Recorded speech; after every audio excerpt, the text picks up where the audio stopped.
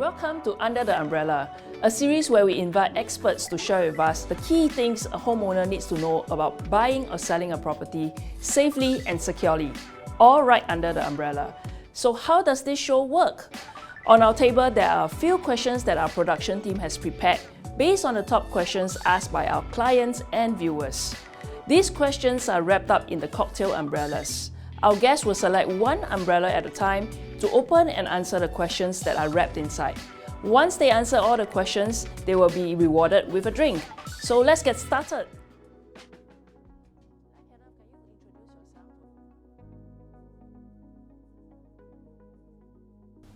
Hi everyone, welcome back to our series. Today we're very happy to have Timothy from Anthony Law to share with us on two very important topics for property, mainly on conveyancing as well as estate planning. So Timothy, would you maybe share with us a little bit more about yourself? Sure, thanks Rain. Hi everyone, my name is Timothy. I'm a lawyer from Anthony Law Corporation. So I've worked in a bank before, a private bank and a family office. I decided to make the return to private practice in conveyancing as a lot of my friends were asking me questions which were legal related. So conveyancing is a big part of my practice today, and real estate has always been an interest since I was a young boy. Yeah, let's get started. I'm just going to share with you some of the questions that our viewers have actually sent in, right? Maybe you can help us with the answering. Okay, a simple one to start you off. So maybe you can share with us, our viewers as well, what is actually conveyancing all about? Okay, so back to basics. What is conveyancing? Conveyancing is the legal transfer of ownership for properties, right, between buyer and seller. Okay, so when it comes to buying or selling a property, there's actually a lot of work that goes on behind the scenes. So a lawyer, when acting for the buyer, will have to also act for the bank if there is a bank loan. Most of the time, he also acts for the CPF board. This is to ensure that there's cost savings for the buyer. So when you are acting for the seller, then you also have to act for the bank to discharge the bank loan, discharge the CPF charge, and of course you have to meet the client to get them to sign all the relevant documents. You also have to advise them on stamp duty implications, stuff like that. Let's move on to the next one. This one says, is there any difference in the process of conveyancing for different types of properties? Oh yes, for sure. So for different types of property, in the purchase, in Singapore there are usually two types, right? Buildings that have been completed and buildings that are still being constructed, right? Let's call them BUC, building under construction. So for buildings under construction, the process can take usually 3 to 5 years. It depends on how fast they build, and then there's progressive payment. Whereas for a resale property, a property that's already been completed, the process is much quicker. It can take between 8 to 10 weeks or however long parties agree to take to complete the matter. So for landed properties, we usually see a longer option period. We also see usually a longer completion period in order for people to gather their finances and get ready for completion. Okay, let's move to the third one. I think this is an important one. Maybe you can share with us a little bit more. What is the process for conveyancing and what's the estimated timeline from the start to the finish? Okay, so the process for conveyancing, it varies, like we have explored earlier. But usually the typical process and procedure for conveyancing would be the seller will issue the option to purchase, all right? The buyer puts in an offer, it's usually 2 weeks. The buyer has 2 weeks then to decide whether or not he wants to purchase this property by exercising the option. Once he exercises the option, he will get his finances in order, he will speak to a banker, he will get his CPF in order, he will appoint a lawyer, exercise the option, and then the lawyer will work towards completion. So like I said earlier, this would take usually between 8, 10 or 12 weeks for a resale property. For buildings under construction, up to 5 years. So maybe you can share with us a bit more also. At which point do you think the consumer should actually engage the law firm?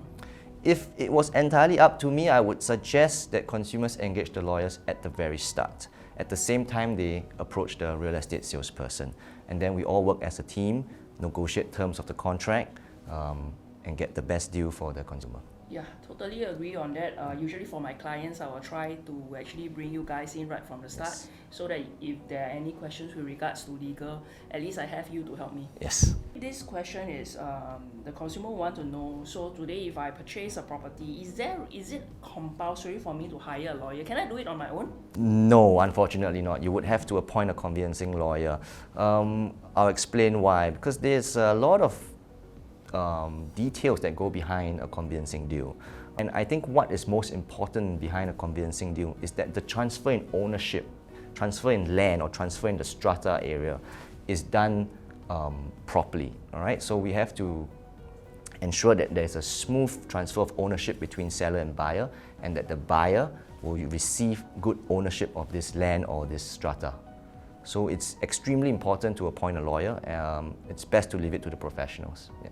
Definitely agree with you on that, because at least for some of the property transactions, I think consumers do have a choice to DIY, and sometimes they get into potential issues by saving a small sum of money. I think that's really not worth it. Yes. And that's the reason why we really encourage our consumers to work with professionals like yourself and myself.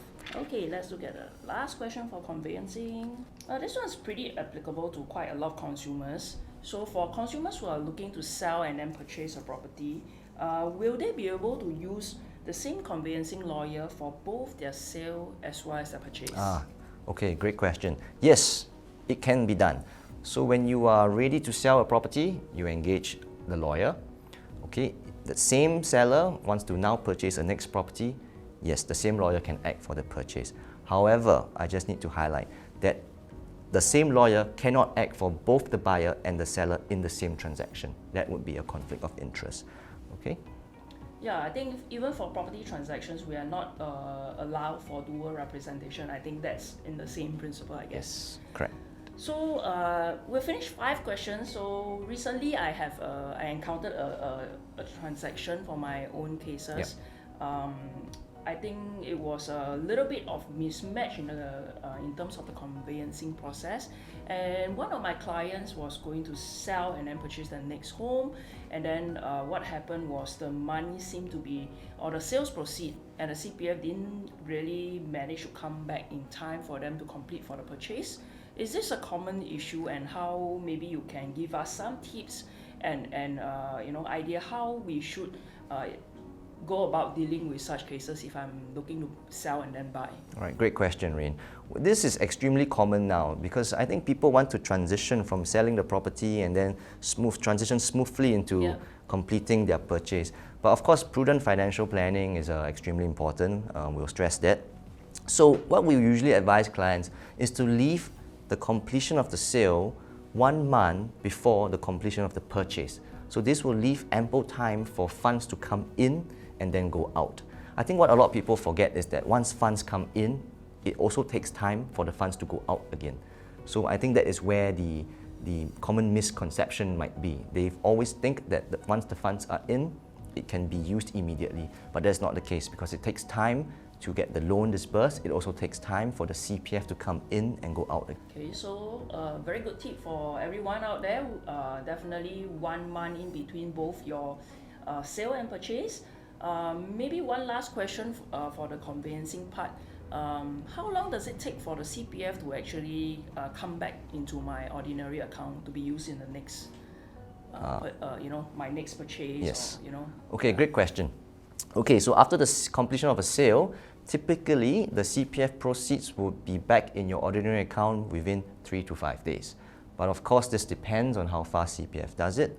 We have seen it faster, we have seen it even longer than 3 to 5 days. But we usually advise that it takes 3 to 5 days. And the reason why we should leave 1 month between the sale and the purchase completion is that because it takes time for the lawyer to also apply to CPF board to get the money out. So that takes 1 to 2 weeks. So we usually set the difference in the completion date to be 1 month apart. Right. Yeah. Okay, that's all we have for the conveyancing part, and we will now move on to a really interesting topic on estate planning. Right, so shall we, Timothy? Yeah, Let's sure. get started on estate planning, a very, probably almost like a taboo topic that people don't like to talk about. Especially in Asia, yes. Yeah, but yes. This time around, I think this is a topic that probably nowadays in this new era, it's becoming increasingly important. We want to find out a little bit more, yeah? Okay, let's see. Probably we'll begin with something simple again, right? To probably just warm our viewers there to tell us and explain to them what's the meaning of estate planning. Yeah. Okay, so estate planning is basically how you want your assets and your income, your wealth that you have worked so, how you want it to be distributed, how you want it to be given to the people that you care about, and the causes that you are concerned about when you are no longer around. So that is basically estate planning. Okay, let's see the next one. So as mentioned earlier, a lot of people do not like to approach this topic, right? Probably you can help us debunk some of these myths of estate planning now that is, okay. you know. So this comes from personal experience from family members, usually the older generation who think that estate planning is only for the wealthy people with tons of assets. They also think that estate planning is expensive, complicated, it's a chore to go through, you know, and that estate planning is bad luck, it's a taboo, it's a foreshadowing of death, you know. And then they also think that they should only consider estate planning when they are old. Some of these are true, some of these come from a place of truth, but what I would like to say is that estate planning is a continuous process throughout your life, right? You have to think about it on and off every once in a while, because status in your life will change, right? You get married, you have children, you buy a property, you buy a car, you acquire more wealth. So it should be a constant thought at the back of your mind, so that when it comes to writing a will, when it really comes down to putting pen to paper, you kind of already have a plan as to what to do, and it becomes an easier process. All right, rather than leaving it to the very end where people are sick or too old, it becomes emotional, it becomes more complicated, and then they do not make the best decisions for themselves or their next generation. That's really good advice. I think I need to have a separate coffee session with you. Okay, see. Why do you feel that estate planning is important, and in probably your experience, when is the best time? Okay, there's never a best time. Like I said, it should be a constant plan that evolves along the way, and so that when it comes to really writing a will or setting up your trust, you know, then you already know what you have to do roughly. All right, of course, it has to be fine-tuned to individual preferences and individual needs and requirements, right? Every family has different needs. Everyone has different financial backgrounds or liabilities and things they have to do. So when you should start estate planning, I think it is never too early, but it can be too late in some instances. Yeah. Well, I really feel that we should really do it early. It's better do it early than late. Okay, let's see. Okay, so this one says, do we actually as consumers need to engage a lawyer to do estate planning? While it is not necessary, I would advise people who want to do estate planning to seek professional advice. There are certain requirements and certain formalities which a will have to comply with in order for it to be legal. All right, such as the need for two independent witnesses. Okay, I know there are a lot of service providers out there who are providing services to write your wills. They can also do it. Their advice can be sought. And I think it's best to just leave it to the professionals to do it. Yeah, because I watch from all the drama and I can just write and then, you know, at a hospital bed, does that get two person to sign, does that work? If it complies and it has all the requirements of a will, it can work. Wow, interesting. Yeah. But I still feel it's better to work with you. Yes. Okay. See, I think this is an important one that I myself would want to know also. So what are the components or the specific things to take note when we are doing this estate planning? Okay, so there are different aspects of estate planning, right? So one person in his or her lifetime can acquire wealth in different ways, right? We have heard of CPF millionaires, we have heard of people who are extremely cash rich. So in Singapore, the main forms of estate planning or succession planning would of course be to write a will, to set up a trust for your loved ones, you know, to do your CPF nomination. The manner of holding in property is also important. That one we can explore a bit later. We also now have all this big single premium life insurance, like universal life. So those are some of the main aspects of succession planning in Singapore. Okay. Sounds technical. That's the reason why I think we should work with professional. Okay, so talking about just now you mentioned about this CPF nomination. So for the CPF nomination wise and the will, does it work together or is two separate matters? They are two separate things. So your will likely cover your property, your immovable assets, also your movable assets, jewelry, car, cash, bank accounts. CPF nomination will have to be done separately through the CPF board. So does it mean that if I have a will, it doesn't kind of supersede what I did?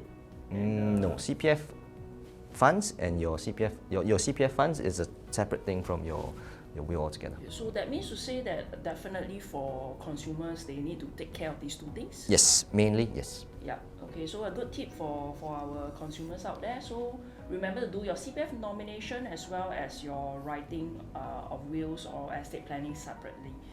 So just a quick case study to actually discuss with you. So recently I have this client, okay, who actually had somebody that she bought the property with that passed away, right? So, and I think probably because it was an unexpected kind of incident, right? So I think they didn't kind of do estate planning beforehand, right? So maybe you can share with us a little bit more on what's the difference if I bought the property using joint tenancy versus if I did using tenancy in common. Okay, sure. So tenancy in common and joint tenancies are the two forms of co-ownership, right, in Singapore. So the difference between the two is that in a joint tenancy, both owners will own collectively 100% of the property. There are no separate and distinct shares of property. So both, assuming you and I have a property, both you and I will have 100%. If either co-owners pass away, his or her share will pass to the surviving owner automatically. That is in a joint tenancy. That is known as the right of survivorship. Okay, this right of survivorship is not present in a tenancy in common. So in a tenancy in common, owners can choose distinct and separate shares, 1%, 99%, 98.2%, 50-50, 60-40, or however they choose. Okay, but however, when one owner passes away, his or her share will not pass to the surviving owner automatically. It will pass according to the wishes written in the will. Let's say if in a joint, in a tenancy in common, the person passed away and this person didn't do estate planning. So what happens? Okay, if someone passes away without a will in Singapore, his or her share or his or her assets will be distributed according to the laws of intestacy in Singapore. So the laws of intestacy in Singapore, how your assets are distributed, it depends on who you leave behind. If you have a spouse, a husband or a wife, if you have children, the ways of distribution will be different. Before we end the show today, Timothy, do you have any other probably tips or advice that you have for our viewers out there? Sure, thanks Rain. Now before we end, I think I would just like to say buying a property, writing a will are probably the two biggest decisions in one's life. So I think it's very important to work with experienced professionals who have been there, who have seen it, who have experienced all this personally or with their clients, and also who have a close working relation with other professionals in the industry. So we've come to the end on today's show on conveyancing and estate planning. So as of all our shows, it's time to reward our guests with a special drink prepared for Timothy. So let's cheers. Cheers, Rain. Thank you. All the best for this year. All the best.